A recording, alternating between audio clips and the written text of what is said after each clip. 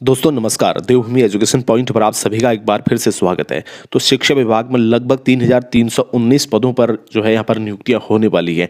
ठीक है, आज की अगर जानकारी आप आज का पेपर उठाकर देखेंगे तो आपको अलग अलग पेपर में अलग अलग तरीके से ये जानकारियां, ये सूचनाएं देखने को मिलेंगी। ठीक है, यहाँ पर जो है आउटसोर्स के जरिए यहाँ पर लगभग जो है 2300 साढ़े 2300 पद भरे जाने हैं।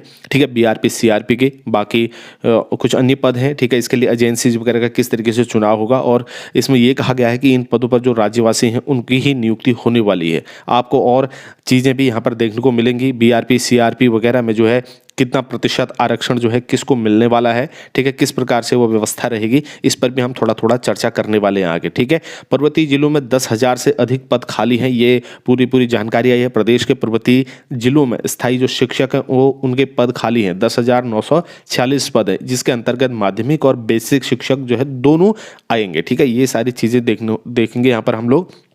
तो फटाफट से देख लेते हैं क्या क्या होने वाली है। तो शिक्षा विभाग में ब्लॉक रिसोर्स पर्सन यानी कि बीआरपी और क्लस्टर रिसोर्स पर्सन जिसको सीआरपी बोला जाता है, इसके जो है 955 पदों और चतुर्थ श्रेणी के 2364 पदों पर आउटसोर्स के जरिए भर्तियां होने वाली है। जिसमें नियुक्ति जो दी जाएगी वो राज्य के जो राज्यवासी हैं, राज्य के निवासी हैं, उन लोगों की नियुक्ति इसमें होने वाली है। और दूसरी चीज़ ये भी ध्यान रखना आपने कि इसमें जो जैसे लोकल के लोग होंगे, ठीक है ना, तो वहाँ उन लोगों को इसमें वरीयता दी जाएगी। जैसे कि जिसका जो डिस्ट्रिक्ट होगा, जिसका जो ब्लॉक होगा, तो उस स्तर पर जो है वहाँ के लोगों को इसमें वरीयता मिलने वाली है। विद्यालयी शिक्षा मंत्री डॉक्टर धन सिंह रावत ने सदन में ये जानकारी दी है। उपनेता प्रतिपक्ष भुवन कापड़ी ने गुरुवार को विधानसभा सत्र में प्रश्नकाल के दौरान राजकीय विद्यालय और कार्यालयों में चतुर्थ श्रेणी कर्मचारियों की भर्ती में विलंब का क्या कारण है, इस चीज को जानने की उन्होंने कोशिश की। उन्होंने कहा कि आउटसोर्स पर होने वाली इन भर्तियों में एजेंसी के चयन में विलंब हो रहा है। भर्ती में लंबा समय लगने के बाद भी मात्र कुछ समय के लिए ही नियुक्तियां हो पाएंगी। ठीक है, और जवाब में विद्यालय शिक्षा मंत्री डॉक्टर धन सिंह रावत ने कहा कि विभाग में चतुर्थ श्रेणी के 2364 पद आउटसोर्स से भरे जाने हैं और प्रारंभिक शिक्षा निदेशालय इन पदों को भरने के लिए आउटसोर्स एजेंसी का चयन कर रहा है। इसके लिए जैम, ठीक है, जो GEM जो है, तो एक संस्था है। इस पोर्टल पर जो है वेबसाइट है, तो इस पोर्टल पर 20 फरवरी 2024 को निविदा आमंत्रण की गई है। इसके अनुसार चयन की प्रक्रिया गतिमान है। देखेंगे यहाँ पर विधायक सुमित हृदय ने कहा कि अन्य राज्यों में काली सूची में जो अंकित एजेंसियां हैं उनको राज्य में काम नहीं मिलना चाहिए। विधायक मुन्ना सिंह चौहान ने भी कहा कि 10 वर्ष पहले कांग्रेस की सरकार ने नए विद्यालय स्वीकृत किए। उस समय जारी शासनादेश में चतुर्थ श्रेणी कर्मचारियों के पदों का उल्लेख है, इन पर नियुक्तियां नहीं हो पाई हैं।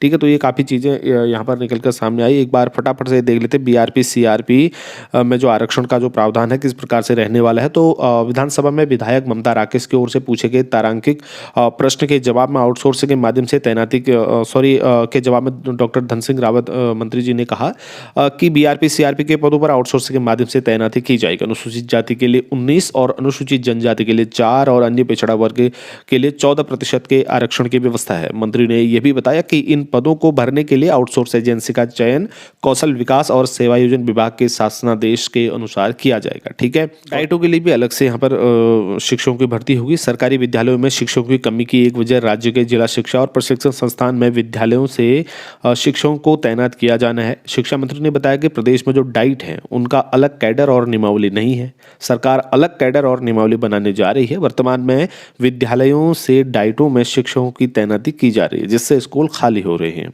ठीक है, तो ये सारे हैं। तबादला एक्ट के बाद भी पर्वतीय जिलों में जो स्थायी शिक्षक है उनकी संख्या 10,000 से अधिक है। तो कुल मिला के ये है कि शिक्षकों के पद खाली हैं, तो हम देखो भाई कब भरे जाएंगे ये पद। ठीक है ना, तो अभी इतने पद अगर खाली हैं तो इन पदों को भरा जाना चाहिए। बीआरसी सीआरसी वगैरह को मैंने आपको बता दिया, जो स्थानीय होंगे उनको इसमें वरीयता दी जाएगी। मैंने इस पर आपसे बात कर ली है। शिक्षा मंत्री धन सिंह रावत जी ने बताया कि आउटसोर्स से होने वाली बीआरसी सीआरसी के साथ चतुर्थ श्रेणी भर्ती में आरक्षण लागू किया जाएगा। इन भर्तियों में स्थानीय जो युवा हैं उनको प्राथमिकता दी जाएगी। प्रश्नकाल में विधायक ममता राकेश के सवाल के जवाब में डॉक्टर धन सिंह रावत ने कहा कि बीआरसी सीआरसी के 955 पदों पर नियुक्ति प्रक्रिया शुरू होने जा रही है। चतुर्थ श्रेणी के भी 2364 पद आउटसोर्स से भरे जाने हैं। इसमें आरक्षण का लाभ दिया जाएगा। भर्तियों में प्रदेश के युवाओं को वरीयता देंगे।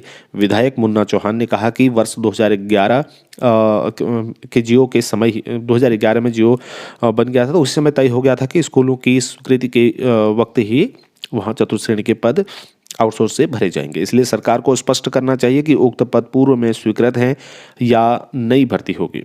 विधायक विनोद चमोली ने कहा कि आउटसोर्स भर्ती में ब्लॉक स्तर नियुक्त हो, इससे नियुक्त कर्मचारी अपने ब्लॉक में ही टिक कर काम कर सकेंगे। इस पर रावत ने कहा कि अभी नियुक्तियों में ब्लॉक स्तर की शर्त लगाने से कई बार कोर्ट केस हो जाते हैं। वैसे भी ये व्यापक नियमावली का विषय है, इस पर सभी विभागों के जरिए ही विचार हो सकता है। तो ये जानकारी आज के पेपर में आई हुई है। आउटसोर्स और चतुर्थ श्रेणी कर्मचारी और शिक्षकों के पद काफ़ी खाली हैं। रही बात एलटी नई भर्ती की दोस्तों, नया विज्ञापन की, तो हम उम्मीद करते हैं कि मार्च के पहले हफ्ते में जो है ये भर्ती देखने को मिलेगी, इसका विज्ञापन देखने को मिलेगा। बाकी यार उसके बारे में ना ही हम कुछ कह सकते बिल्कुल पुख्ता तरीके से, ना ही कोई और कह सकता है। ठीक है, जब तक गवर्नमेंट का है हम तो कब से उम्मीद लगा के बैठे थे कि भर्ती आ जाएगी, लेकिन नहीं आ पाई है।